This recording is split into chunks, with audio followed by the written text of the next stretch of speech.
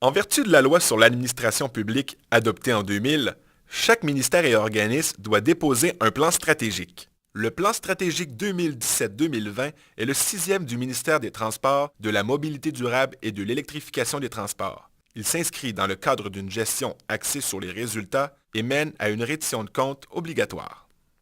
Précisons d'abord ce qu'est un plan stratégique. Il s'agit, en quelque sorte, d'un gouvernail qui oriente les actions du ministère pour les prochaines années.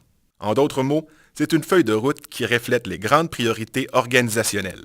Composée d'enjeux, d'orientation, d'axes d'intervention, d'objectifs, d'indicateurs et de cibles, le plan stratégique se décline également en plan opérationnel annuel afin de le rendre concret pour le personnel qui doit le mettre en œuvre. Il ne peut évidemment pas couvrir l'ensemble des activités courantes du ministère puisqu'il se concentre sur ce qui est prioritaire. Cela dit, toutes les activités du ministère contribuent ultimement à la réalisation de sa mission.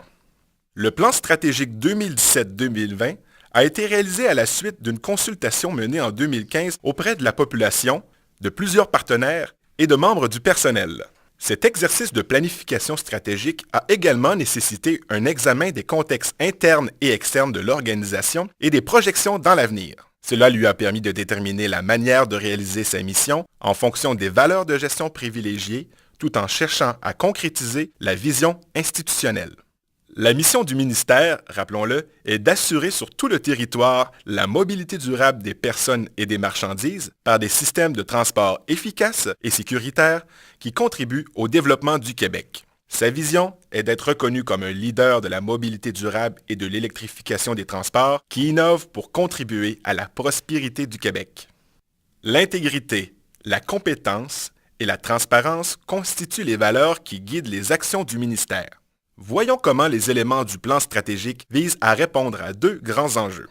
Le premier enjeu, la mobilité durable des personnes et des marchandises, se concrétise par le soutien à des systèmes de transport efficaces, diversifiés, intégrés et sécuritaires. Cela passe par une planification et une gestion intégrée des transports, que ce soit dans les transports collectifs, les infrastructures routières, l'optimisation de l'utilisation du réseau, la mobilité durable ou le transport aérien régional.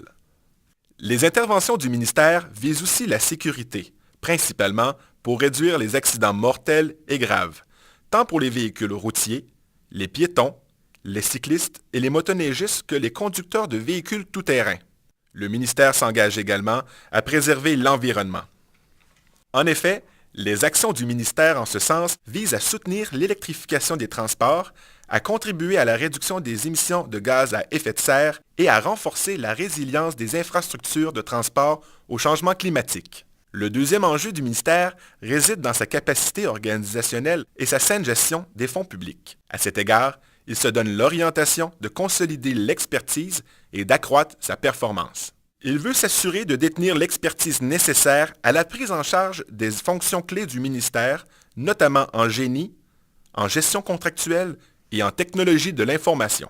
Gérer de façon rigoureuse et transparente les contrats publics et les projets routiers constitue également un axe d'intervention prioritaire. De plus, le ministère vise à améliorer sa gouvernance et à rehausser sa performance organisationnelle, en plus d'offrir un milieu de travail attrayant et mobilisant.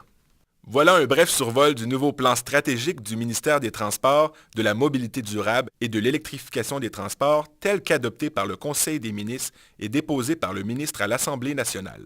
L'ensemble des éléments du plan stratégique sont synthétisés dans un tableau synoptique.